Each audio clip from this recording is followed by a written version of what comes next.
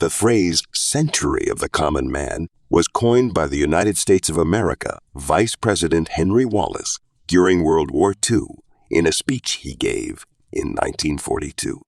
In the speech, Wallace argued that the 20th century should be a time when the common man, not the wealthy and powerful, would be the focus of attention.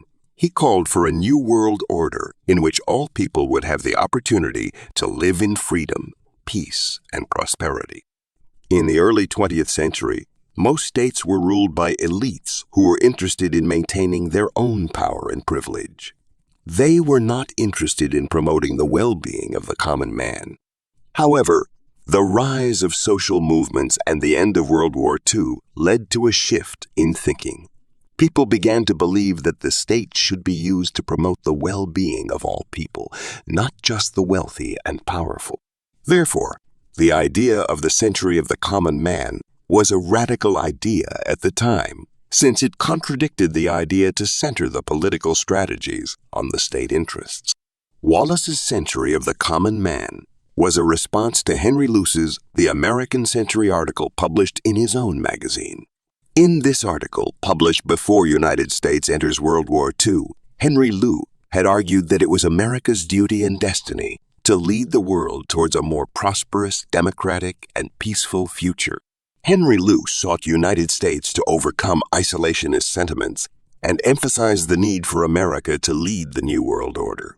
Wallace refuted this vision of the American century, which he found to be based on American exceptionalism. Henry Wallace rejected the belief that the United States is a superior nation that has a special mission to lead the world. Rather, he imagined a future where all nations are equal and all the common man of the world have equal, universal rights.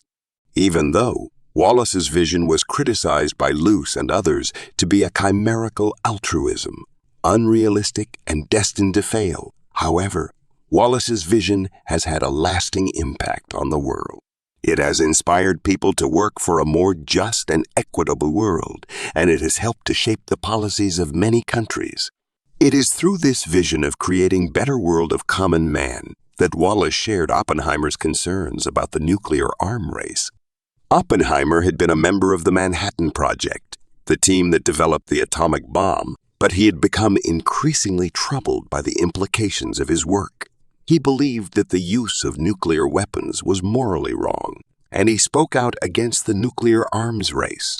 In 1954, Oppenheimer was called before the Atomic Energy Commission, i.e., to testify about his security clearance. He was accused of being a security risk because of his past associations with communists.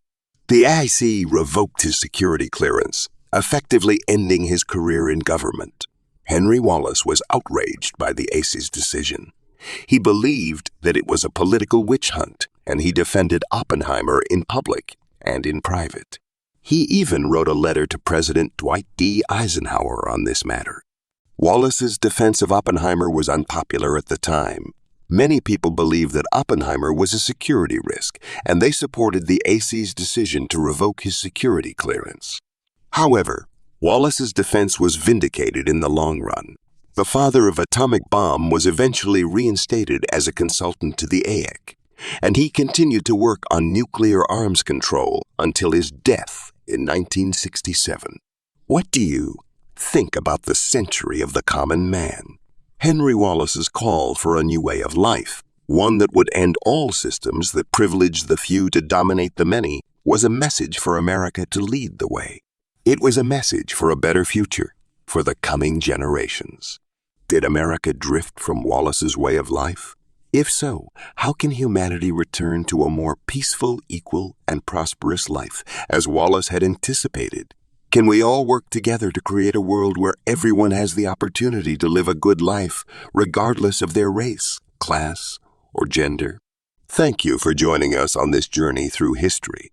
If you found this video insightful, please like, share, and subscribe to our channel. Remember to hit the notification bell so you don't miss any of our upcoming content.